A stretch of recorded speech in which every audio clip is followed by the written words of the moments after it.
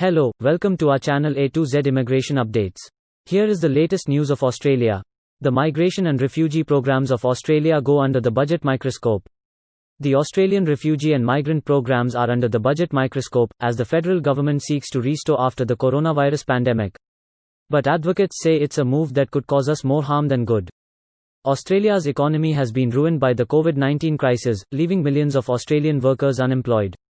Migration is an aspect in helping to address or reduce any negative impacts of a population that is conceptually arising.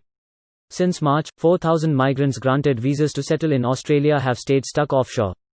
A law professor at the University of Adelaide, Reilly, said that if the Australian economy goes right down, then one argument could be, let's keep pushing immigration because it could increase economic growth. Thanks for watching. For more immigration information, stay tuned with us and don't forget like and subscribe our channel.